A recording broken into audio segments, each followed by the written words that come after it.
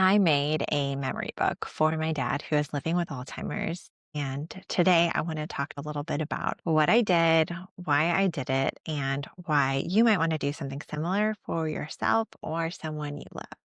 So, my dad has been living with early onset Alzheimer's for about a decade. And a couple of years ago, there was a book sitting around their house that I had given them when my son was little. It was a picture book full of baby photos. And although they had received the book several years prior, my mom noticed that my dad had really taken a renewed interest in it. He was flipping through the photo book a lot. He was carrying it around, showing it to people. She kept finding it all over the house. And she just noticed that, dad is really interested in this picture book again, all of a sudden. And it sparked a memory for me of a video that I'd seen online from Adria Thomas of Be Like Care Consulting. And I say that slowly because if you love someone with Alzheimer's or dementia, I highly recommend that you follow Adria and Be Like Care Consulting.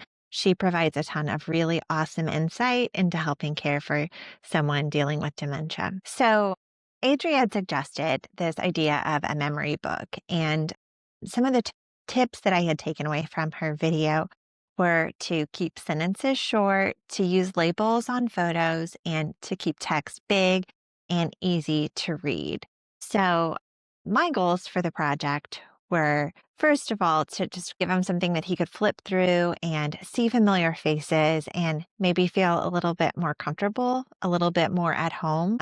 I hoped that perhaps flipping through the book would remind my dad of who he was and maybe jog his memory a little bit about the parts of his life that he was more able to remember. Alzheimer's takes our more recently created memories first and leaves some of the older memories for longer. So I thought that by giving him a book that went all the way to the beginning, he might be able to reconnect with himself and his past. I also wanted to create something that if and when we needed to bring in outside care to help with my dad's care, that person could flip through the book and maybe learn a little bit about who my dad was. He doesn't talk a lot anymore, and he had already kind of slowed. His ability to communicate had declined.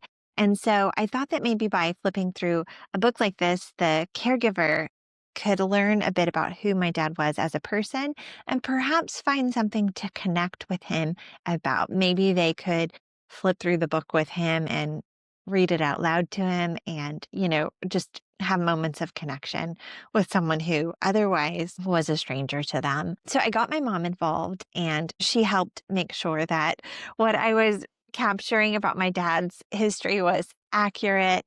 We even consulted with my dad's sisters on a few things. And we decided that it would be wise to use a 3-ring binder with plastic sheet protectors so we could add and remove and reorder pages over time. I started by going through photo boxes and pulling photos that I wanted to include. And then I scanned those photos into the computer. I went through my own digital photo albums and found photos of my dad over the years to collect more to use.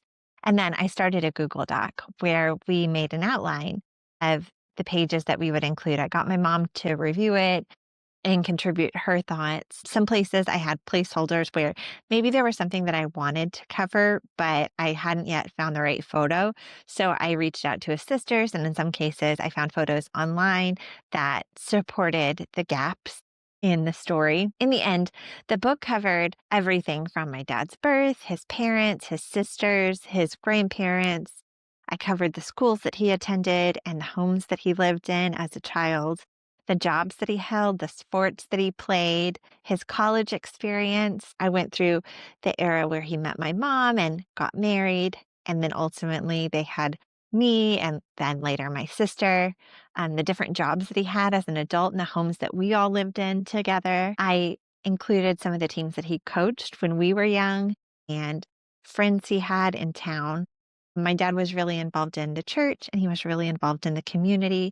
So I included some pictures and newspaper clippings from that involvement. I also included pages for milestones like my parents' trip to Hawaii and their big anniversaries and the time where he tore up his knee playing football. I also included current day pictures of his siblings and in-laws, and my mom suggested that we include a simple page that describes his diagnosis and what's going on with him in case that would ever be valuable. One part of the project that was really special is that my dad's mom passed away young at age 54 when I was only 5 years old.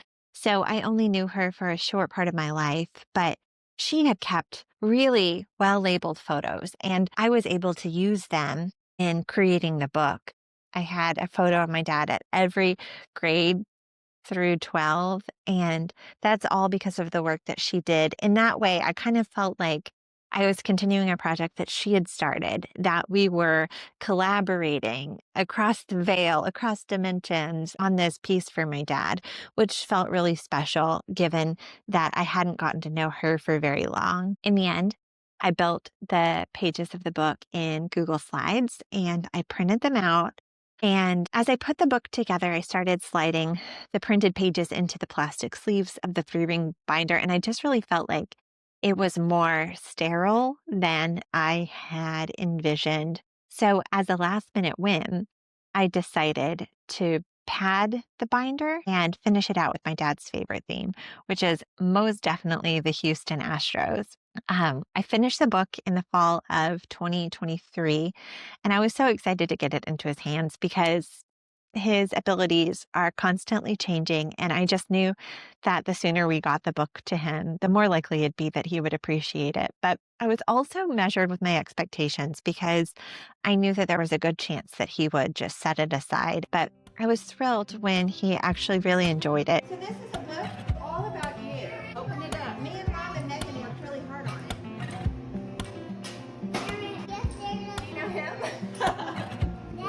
This book is meant to help you remember some of the things from a long time ago. Like, You didn't know it was a Friday. He was born on a Friday. And then different pictures of y'all growing up, your sisters. Not only the day we gave it to him, but afterwards, my mom found him often flipping through it, and he would share it with people who would visit. Even now, the book is sitting next to his chair in the living room. The creation of the book was really therapeutic for me, too. It was a chance to really dig into his life, my dad's timeline, his life story, and spend some time capturing who he was and what he lived. My only regret is that I didn't do it sooner so that he could have been involved in the process too.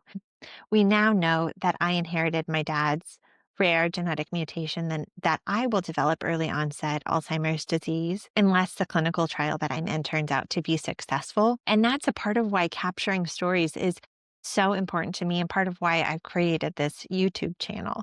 I hope that nobody listening to this is in the situation that I am in dealing with Alzheimer's disease or dementia and a loved one. But whether you are or not, I still think that the act of creating a memory book is something that's worthwhile and super rewarding. And I hope that this video inspires you to document a life story, whether it's your own or that of someone that you love, and to take the time to really honor that lifetime and put pen to paper.